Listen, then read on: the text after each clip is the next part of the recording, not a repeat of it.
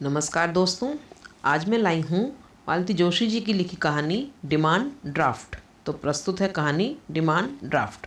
अम्मा, मैं निकल रहा हूँ, पूजा घर के दरवाजे पर खड़े होकर बेटे ने कहा। एक क्षण को उन्होंने जाप रोक दिया, आंखें खोली और मुस्कुराकर बेटे को विदा कर दिया। ठाकुर जी को हाथ जोड़कर बेटा चला गया, पर वे मन का हाथ में लिए वैसे ही बैठी रहीं। जानती थी कि अभी पीछे पीछे बहुरानी भी आएगी। निकलने से पहले दोनों कहकर जाते हैं। अच्छा लगता है, बचपन से जो संस्कार बच्चों को दिए हैं वे अब तक कायम हैं। यह जानकर अभिमान होता है। इस घर में आकर बहू ने भी यह आदत आत्मसात कर ली है। कहती है, अब आप यहाँ आ गई हैं अम्मा जी, तो कितना अच्छा लगता है। कम से कम कोई तो है जिससे कहकर बाहर जा सकते हैं। घर लौटकर ताले का मुंह तो नहीं देखना पड़ता। वे 5 मिनट तक माला थामे बैठी रहीं, पर बहू नहीं आई। जल्दी में भूल गई होगी। औरतों को तो घर से निकलते निकलते 100 काम याद आ जाते हैं। वे खुद नौकरी करती रही हैं, इसलिए जानती हैं, इसलिए उन्होंने बुरा नहीं माना। जाप पूरा करने के बाद पूजा के बर्तन समेटकर बाहर आईं तो देखा पूरा घर देसी घी से महक रहा है। पूजा घर में भी यह महक आ रही थी, पर उन्होंने सोचा कि ठाकुर जी के दीपक की सुगंध होगी। रसोई में आकर देखा, कमर में एप्रन लपेटे बहू रानी कुछ बना रही है। आज काम पर नहीं गई? प्रश्न पूरा होते होते ही उन्होंने देखा कि बहू रानी गुलाब जामुन बना रही है। 15-20 चाशनी में पड़े थे, 15-20 कढ़ाई में तैर रहे थे और इतने ही परात में बने रखे थे। आज त्योहार है कोई? मुझे तो आजकल कुछ याद ही नहीं रहता। त्योहार ही समझ लीजिए, बहू रानी ने मुस्कुराकर कहा। आज बॉबी का बर्थडे है। बॉबी का बर्थडे है? हे भगवान, मुझे यह क्या हो गया है। बॉबी का बर्थडे भी याद नहीं रहा। उज्जैन में थी तो 8 दिन पहले से सबको कार्ड भेज देती थी, और यहाँ घर में बैठी हूँ तो याद ही नहीं रहा। यहाँ घर में सबके बीच बैठी हैं ना, इसलिए याद नहीं रहा। वहाँ अकेली थी तो दिन भर कैलेंडर ही देखती रहती होंगी। अच्छा, यह तो बताओ, हमारा बर्थडे बॉय है कहाँ? स्कूल गया है? सो रहा है, और मम्मी चकरघिन्नी बनी हुई फ़ोन ले रही हैं। अच्छा अम्मा जी, इतने गुलाब जामुन बस हो जाएंगे? कितने लोग हैं? और भी तो कुछ बनाओगी?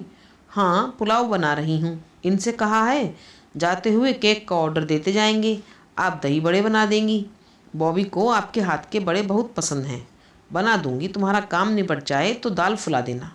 अब मैं तुम्हारा स्टोर कहाँ खंगालती फिरूंगी। वे बाहर आकर डाइनिंग टेबल की चेयर पर बैठ गई। तभी बॉबी दंदनाता नीचे उतरा। Good morning everybody. Good morning बेटे, और हैप्पी बर्थडे। थैंक यू दादी माँ। ये थैंक यू क्या होता है? किचन से उसकी मम्मी ने डांट लगाई। दादी माँ के पैर छुओ। बॉबी ने झट से आगे बढ़कर उनके पैर छू लिए। उन्होंने उसका माथा चूमकर आशीर्वाद दिया और कहा, अपनी मम्मी से भी आशीर्वाद लो।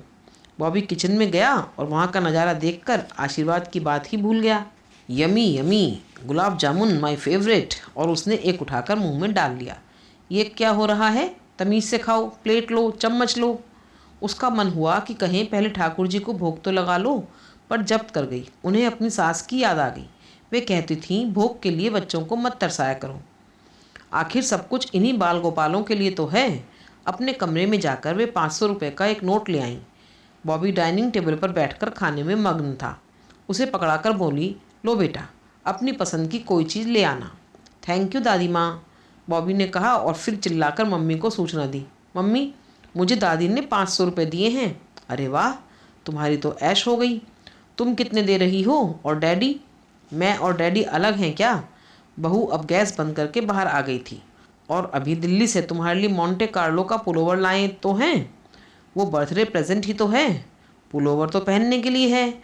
I want cash down. कितना दे रही हो बोलो? कैश किस लिए? बाहर खाने के लिए, और क्या। सलोमी में जा रहे हैं, सब लोग चाइनीज़ खाना चाहते हैं। तो बाहर जाने की क्या ज़रूरत है? घर पर ही जो कहोगे बना दूंगी। पुलाव बना रही थी, अब फ्राइड राइस और नूडल्स बना दूंगी। दही बड़े कैंसिल करके मंचूरियन बना दूंगी। घर पर? बॉबी ने ऐसा चेहरा बनाया जैसे किसी लिजलिजी चीज़ पर पाँव पड़ गया हो। What a kiddish idea. क्यों, इसमें किडिश क्या है? मम्मी, मैं कोई नर्सरी का बच्चा हूँ जो घर पर पार्टी करूँगा? मैं अब 16 साल का हो गया हूँ, माइंड यू। और मुझे शाम को 2000 चाहिए, 2000 बक्स। और डैडी से कहो गाड़ी स्पेयर करें, एक राजू ला रहा है। We will manage anyhow. बहू का चेहरा एकदम तमतमा गया था। अब जरूर माँ बेटे में तकरार होगी। वे उस महाभारत की साक्षी नहीं बनना चाहती थी, इसलिए बरामदे में आकर बैठ गई और तिपाई पर पड़ा अखबार उठा लिया। अखबार पढ़ रही थीं पर मन भीतर ही भटक रहा था। कितने रौब से बॉबी मांग रहा था, मुझे शाम को 2000 चाहिए, 2000 बक्स। वे तो आश्चर्य से देखती रह गई थीं। उन्होंने तो कभी अपने बच्चों को एक मुश्त 100 रुपये भी नहीं दिए थे, उतनी हैसियत ही नहीं थी। बॉबी ने अपने आप सारा प्रोग्राम तय कर लिया था, माँ बाप से पूछने की ज़रूरत ही नहीं समझी। उनके बेटे को तो कभी हिम्मत ही ना पड़ती।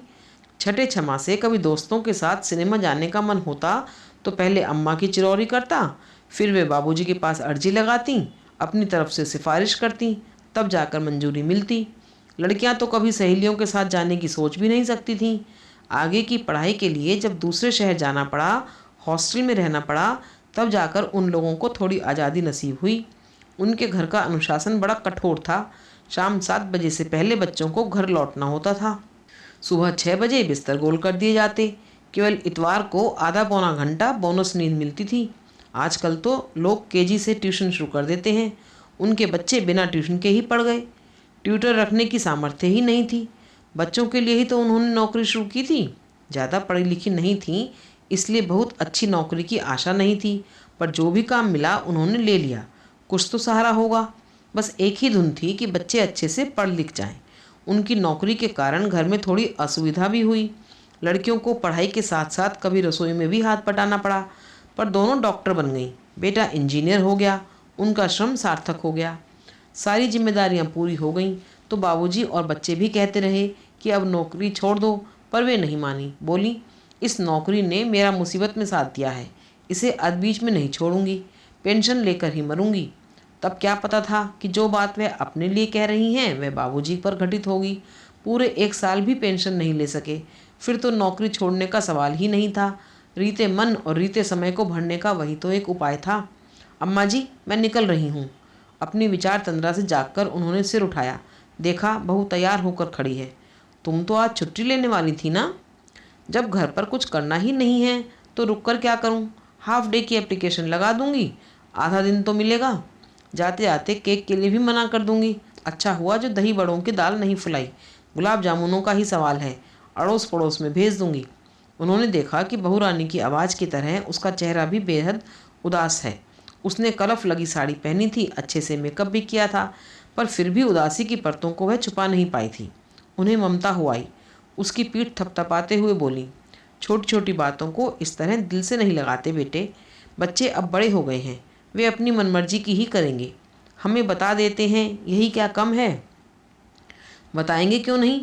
पैसे तो हम ही देंगे ना। हमसे बस इतना ही सरोकार है। डिमांड ड्राफ्ट है हम तो। इतना दो और अभी दो, बस इतनी ही औकात है हमारी। कहते कहते उसका गला भर आया। शायद आंख भी भर आई हों, पर वे देख नहीं पाईं, क्योंकि वह पलटकर एकदम चल दी थी। बेचारी, उनके मुंह से अनायास निकल गया। क्या कहा था उसने? Demand draft.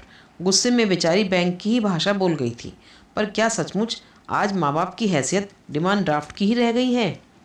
अभी आप सुन रहे थे मालती जोशी जी की कहानी डिमांड ड्राफ्ट। यह कहानी आपको कैसी लगी हमें कमेंट बॉक्स में ज़रूर बताइएगा, और अच्छी लगे तो ऐसी ही और कहानियाँ सुनने के लिए हमारे चैनल को लाइक एंड सब्सक्राइब ज़रूर कीजिएगा। धन्यवाद।